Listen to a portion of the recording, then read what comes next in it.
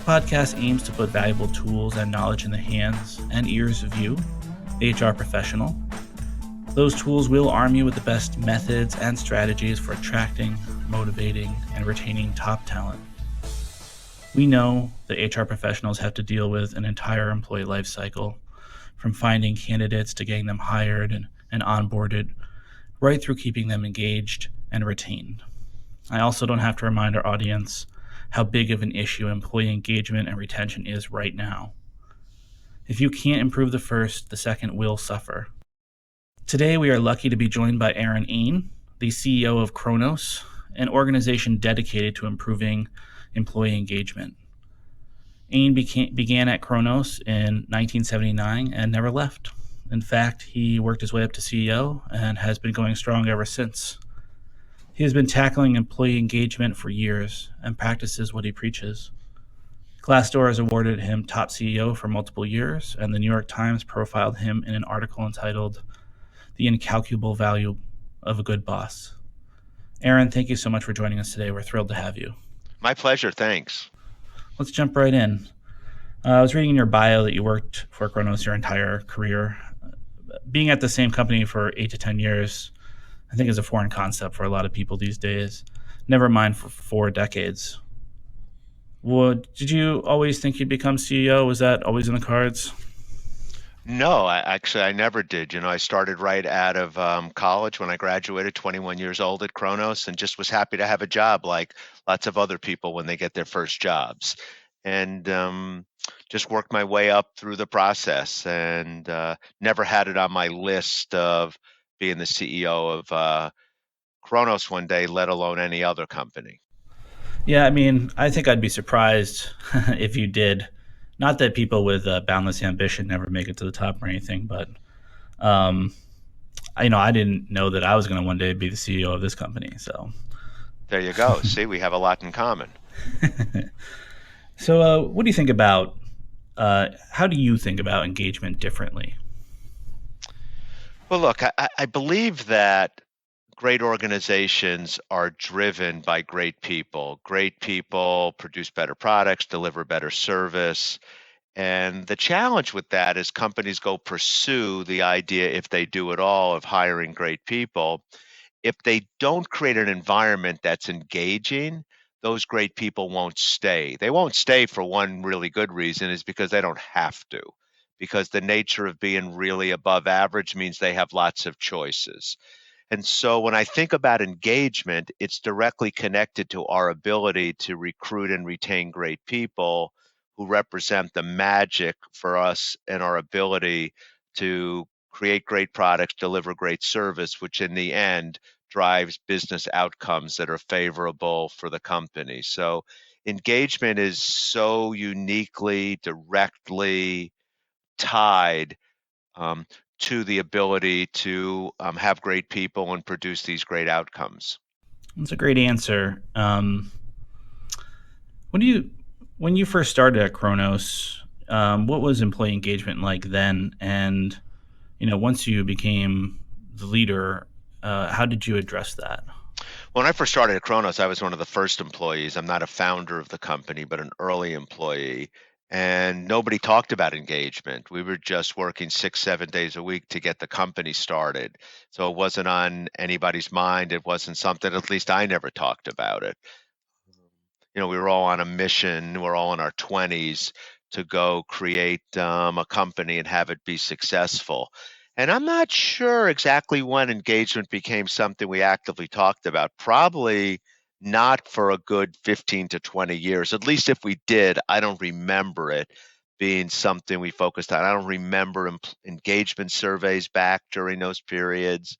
Um, yeah, so really nothing with it. Now, once we started doing it, I wasn't the CEO then. And then organizations, newspapers, other magazines, other HR organizations started publishing lists of great places to work. I don't remember that existing 30 years ago. But when that started, say 15, 20 years ago, I remember thinking, why can't we be one of those companies? Why can't we be one of those best places to work? And that's when I probably started tuning into the whole engagement piece more actively. And when I became CEO, I had an opportunity to put my ideas into action, really starting with a simple idea. I wanted us to be one of those great places to work. Yeah, it's that's a great question to ask yourself, and it's very rare to have the opportunity to really grapple it and eventually be in charge of carrying one of those ideas to fruition. Um, you have a lot of experience dealing with all kinds of shareholders in an organization. These companies that you work with. Um, who do you think has the biggest impact? Is it HR? Is it the executives? Or is it the employees themselves? Well, I think everyone plays a role, and I tell people all the time that no one's more important than anybody else. And the reason we have 6,000 or so employees at Kronos is because we need 6,000 employees. And so I think that from my office right down through the organization, we all play a meaningful role in what we're trying to accomplish at Kronos every day and how we do it. Um, do I think at Kronos that we choose to have HR play a more active strategic role? I do. I do. But I would say it's not designed to be any more active or strategic than our product development or our customer service, et cetera. I just think a lot of companies don't view HR as strategically as it could or it should be viewed. That's an interesting way of looking at it. I mean, and it's a good one. A lot of people when they talk about employee engagement, they're either talking about you know driving better culture from the top down, or sometimes they talk about the other way, driving culture from the bottom up. But it really is more of a holistic kind of thing, right? You mean driving culture in both directions? Yeah, and with the interest of creating a better, employee engagement. Well, I think we have to drive it in both directions. Although I think if the CEO or the top people aren't committed to having an engaged workforce, I think it certainly is more difficult. I think that if companies don't understand the role that managers at all levels, from frontline managers to the most executive level managers, play a role in people's commitment to stay at an organization, I think those are key components of it. So, look, people join companies because of the organization. I believe they leave because of who they work for. So you can have lots of individual contributors deeply committed to having an engaged environment, but if the people they work for and if the managers in general and the top level teams that are driving the strategy don't go and take it as seriously, then I suggest that's problematic. So it's a good point. Let's just switch gears to a book that you recently published called Work Inspired: How to Build an Organization Where Everyone Loves to Work. It's been out for a little while. I think you published it last year. Um, is there anything about that has resonated more than you thought that it would? That's a really good question. First of all, when I did the book, it's not something that was on my bucket list to write a book, but we had done a lot of great things at Kronos, and people encouraged me to share what we had created. Um, Now, having said that, I've been surprised. There's 14 chapters, and I'm not a big business book guy, so I actually don't really like them, quite frankly.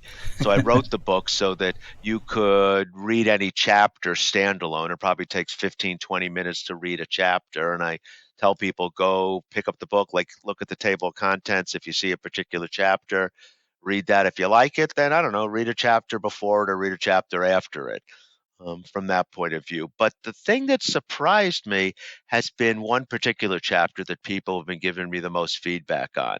And I wrote a whole chapter on the called trust, and what it really captures is the value, the important, and most importantly, the impact of trust on driving great outcomes. And that particular chapter has been the one I get the most comments on in a positive way. Hmm. It's I mean, it's obviously so important, and especially in a world where people can be replaced by machines, or there's all these mergers and acquisitions that are going on. People are tender, and they don't it's easy to think that someone doesn't have your back, especially upper management. So I could see how any effort at all to try and make trust an important, like a in front of everybody's minds, top of their mind kind of thing, would be really valuable. Yeah, I agree, and I think it has an impact, trust, in ways that are unexpected. When as a leader you're not looking over everybody's shoulder all the time, then it frees you up, it liberates you to go work on other things. And think about it from the other direction. An individual contributor, if you trust them, that's empowering for them. That motivates them. They're more engaged. And so trust comes in the form of not necessarily even looking out for them or looking out for their backs. It's like leaving them alone and trusting them to do their work. Um, we have a open vacation policy where people can be flexible when they're here and when they're not here. That's not possible if we don't trust each other. We trust each other to get their work done. So I could give you lots of examples of how trust really, if done well, is magical, quite frankly. Yeah, I can imagine, and you kind of hinted at it, but like the concept of being free to innovate if you're trusted, and the other side of that, not wanting to take risks if you feel like you're not trusted, or you feel like someone's looking over your shoulder too much. That's right. That's right. Exactly. So it has so many touch points and it makes so many other things possible. It's an enabler in many ways. Right. In your book, you talk about this concept called manager effective index. Can you just talk about what that is, how you came upon it, and what you're doing with it? Sure. So it's Manager Effectiveness Index. And what it is we have all 800 or so people managers at Kronos are rated twice a year by their team members. In traditional performance evaluations, typically you're only reviewed by your manager. At Kronos, you're effectively reviewed by your manager, but you're also evaluated by all the people who work for you.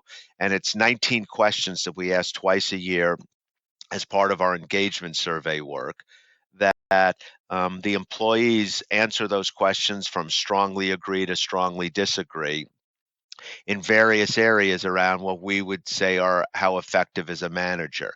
And then we give that feedback to the managers, and we expect them to improve and meet with their teams and make sure that they're being an effective manager. Going back to this idea, people leave companies because of who they work for.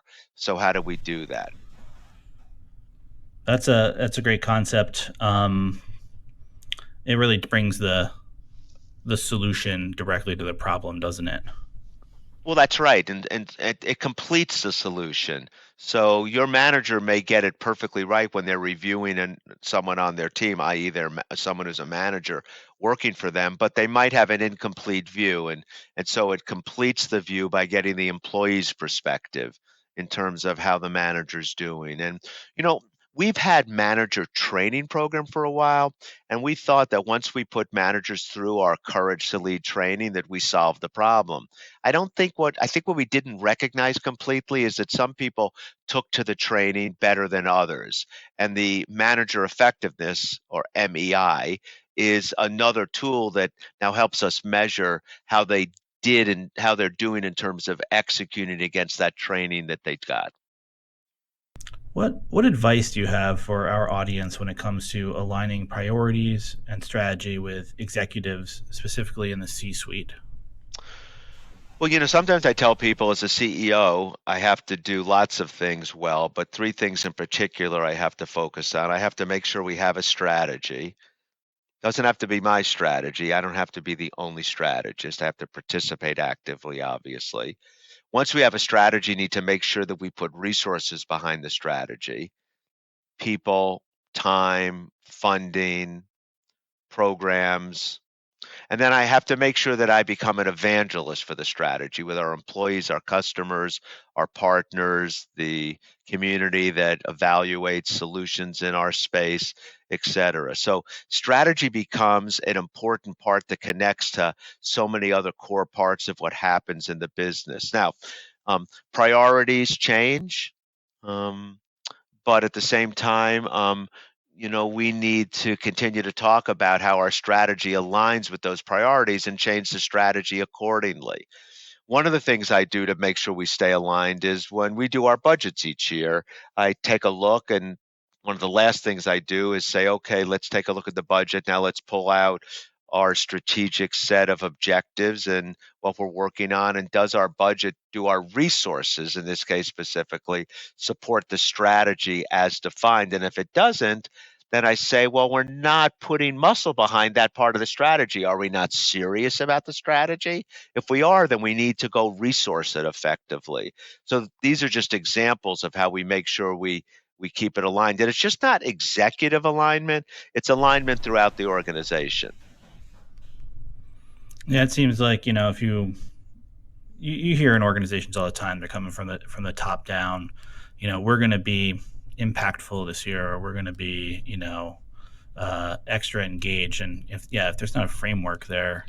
Yeah, we try to be a little more specific than that. So I understand your point. Makes me giggle. Yeah, so I've seen those myself. So no, we just don't say we're going to be impactful. So we're more action oriented and specific, um, objectives and tactics and what we're going to do. But it starts with having a strategy. You need to know what you want to do before you decide how you're going to do it. Sounds like simple advice. It's amazing how some organizations are unable to get that concept off the ground. Yeah. Um, as an organization that has this great track record with employee engagement, can you share a couple tips for organizations that they can implement in order to just connect with their employees better, to create better employee engagement, Yeah.